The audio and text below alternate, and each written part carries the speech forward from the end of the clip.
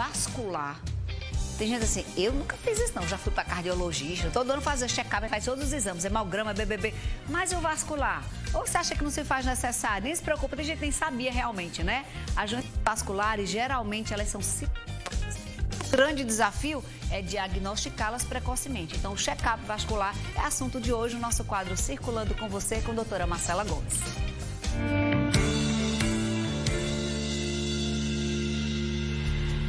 Doutora Marcela, boa tarde. Boa tarde, Fernandinha. Ela estava atenta assistindo aqui o nosso papo, né, doutora? Eu acho assim, eu adoro quando eles chegam cedo, que ficam acompanhando a nossa dinâmica. Eu falei aqui no início que a gente começou antes, não, esse ano eu vou marcar a mamografia, eu vou marcar o cardiologista. Isso. Dificilmente a gente diz assim, eu vou fazer um check-up vascular. Por que a gente não tem essa cultura, hein, doutora? Interessante, né, Fernandinha? Justamente por não haver essa cultura, é que a Sociedade Brasileira de Angiologia e Cirurgia Vascular, a partir de 2015, começou a incentivar esse projeto, que é de realizar o check-up vascular, que nada mais é do que uma visita, uma consulta ao especialista em angiologia ou em cirurgia vascular, para que possa fazer uma melhor avaliação da sua circulação, tanto do ponto de vista venoso, como arterial e como a parte linfática. Você mesma falou e falou muito bem, as doenças vasculares, na sua grande maioria, são doenças silenciosas e que têm consequências muitas vezes desastrosas. Então, AVC, ruptura de aneurismas, assuntos que a gente já falou anteriormente e que são tão graves, tão severos e que podem ser prevenidos ou detectados de uma maneira mais precoce, simplesmente com uma ida a um cirurgião vascular. Tem uma idade assim, por exemplo, olha, Fernandinha, a partir de tal idade é bom fazer check-up anual? Então, se indica que a partir dos 45 anos se faça essa visita ao angiologista ou cirurgião vascular, ou caso se tenha fatores de risco, pode ir antes. Quais seriam esses fatores de risco?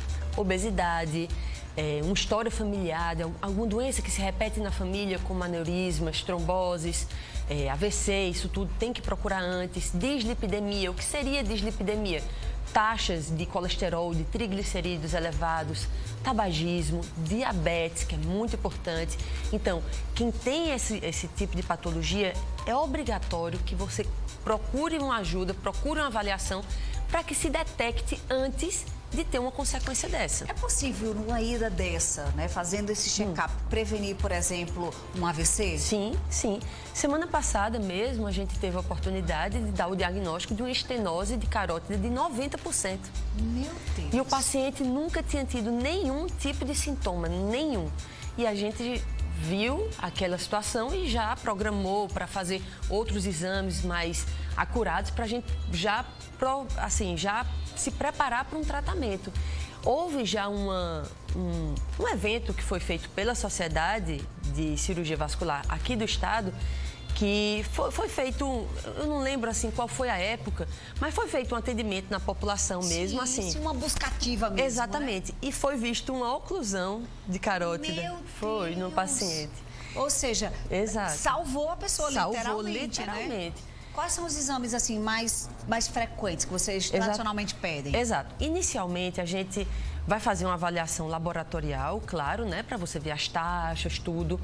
E alguns exames de imagem, a depender do exame físico daquele paciente, não é todo paciente que vai precisar fazer todos os exames de imagem.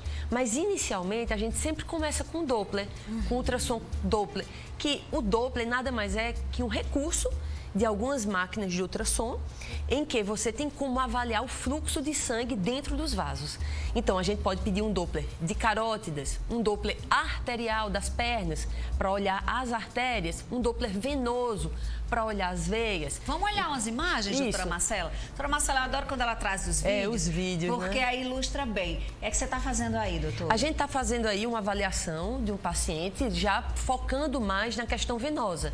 Avaliando essa paciente, ela não tinha queixas de dores, nada. Lógico que esses vasinhos são visíveis, mas ela só conseguia ver os vasos superficiais. Mas olha só, numa avaliação de rotina, a gente já percebe que ela já tem vasos mais profundos, vasos maiores, mais calibrosos, que alimentam aqueles vasinhos. E ela não tinha essa expectativa, mas a gente já viu, já fez um exame, um ultrassom, ultrassom venoso, um Doppler venoso dessa paciente, já identificou veias nutridoras e já programou para ela um tratamento que foi, inclusive, realizado no mesmo dia.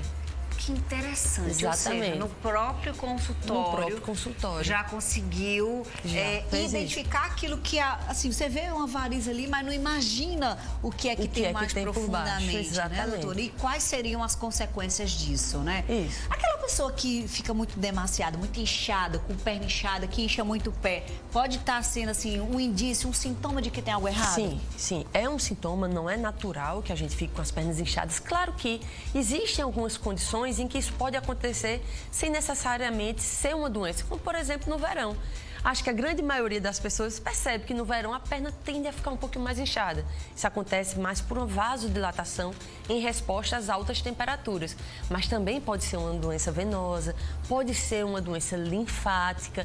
A gente às vezes nem fala da circulação linfática, mas essa circulação é muito importante também no retorno de líquido, para que não acumule tanto líquido na perna. É verdade. Por isso que as pessoas também indicam muita drenagem, né, linfática, que é muito bom, muito efetiva. Claro que tem algumas pessoas que não podem fazer drenagem linfática. Daí tão importante.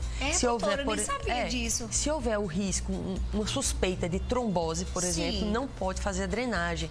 Porque naquela manipulação, a gente sabe que é mais fortinha, você pode estar mobilizando o trombo para que ele possa subir e pode até fazer uma embolia pulmonar. Olha que interessante esse assunto aqui, ó. Num papo aqui a gente já chegou em drenagem linfática, que a gente nem imaginava que poderia, de repente, trazer um problema para a saúde, né, doutora? Fisioterapia motora, às vezes, não pode fazer quando tem um risco de trombose.